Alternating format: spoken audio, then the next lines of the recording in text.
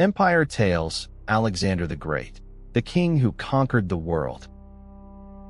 In the ancient world, where empires rose like storms and vanished like dust, one name echoed louder than thunder across continents. A king, a conqueror, a legend who reshaped history before the age of 30.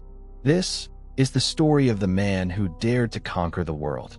He was born in Pella, the royal capital of Macedon, in the year 356 BCE. From the moment he opened his eyes, destiny surrounded him. His father, Philip II of Macedon, was no ordinary ruler. He was a master strategist, a warrior king who forged Macedon into the most powerful military force in Greece. But Alexander was not raised to simply inherit power. He was raised to transcend it. His teacher was one of the greatest minds the world has ever known, Aristotle. Under his guidance, Alexander learned philosophy, science, politics, medicine, and above all, the belief that greatness belonged to those bold enough to seize it.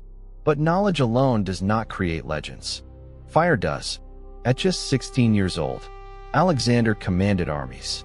At 18, he fought beside his father in battle, proving himself fearless in the chaos of war. And by 20, he was king. His father was assassinated, enemies gathered, rebellions ignited across Greece. Most rulers would have struggled to hold their throne. Alexander did something else. He crushed every uprising, united Greece, and turned his gaze toward the greatest empire on earth.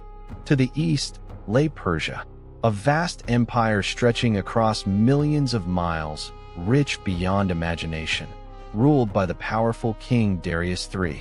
No Greek force had ever conquered Persia completely.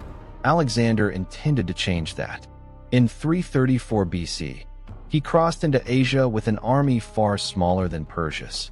But numbers never defined him. Speed did. Strategy did. Fearlessness did. Battle after battle, victory followed victory. And then came the clash that would decide the fate of the world. The legendary Battle of Gaugamela. The Persian army stretched across the horizon, thousands upon thousands of soldiers, war chariots, overwhelming power. Alexander's army stood vastly outnumbered. But Alexander did not see danger. He saw opportunity. With brilliant strategy, relentless courage, and lightning precision, he struck directly at the heart of the Persian line. Chaos erupted. The mighty empire trembled. And when Darius fled the battlefield, Persia's fate was sealed. The greatest empire of the ancient world had fallen. But Alexander was not finished. He did not merely conquer lands. He reshaped civilizations. He marched into Egypt, where he was welcomed not as an invader, but as a liberator. There, he founded a city that would carry his name for thousands of years. Alexandria, a beacon of knowledge, culture, and power, destined to become one of the greatest cities in human history. Alexander was no longer just a conqueror. He was a creator of worlds. His army pressed onward, deeper into the east, through deserts, mountains, endless battlefields, until they reached the magnificent city of Babylon. He entered it not in destruction, but in triumph. Here, he stood as ruler of lands stretching farther than any Greek had ever imagined. But ambition has no limits. Alexander wanted more. He marched even farther, toward lands unknown to the Greek world, beyond the mighty Indus River. His soldiers, exhausted after years of endless war, had reached the edge of their strength.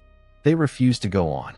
For the first time, Alexander could not conquer, not an enemy, but the limits of human endurance. Reluctantly, he turned back. Yet his empire was already vast beyond comprehension. From Greece to Egypt to the edge of India, he had built the largest empire the world had ever seen. And beside him through it all stood his closest companion, Hephaestion, friend, general, brother in spirit. But even conquerors cannot defeat fate. In 323 BC in Babylon, Alexander fell ill. No enemy army stood before him. No battlefield thundered around him. Yet death approached quietly. At just 32 years old, The man who conquered the world died.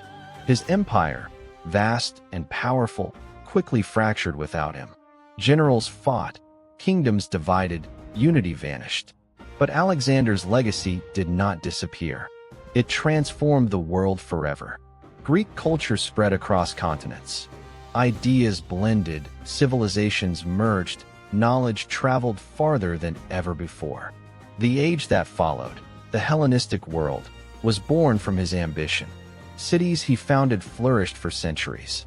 Stories of his courage became legend. His name became immortal.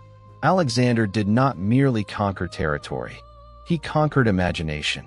He proved that one human life, driven by vision, courage, and relentless will, can reshape history itself. More than 2,000 years later, his battles are still studied.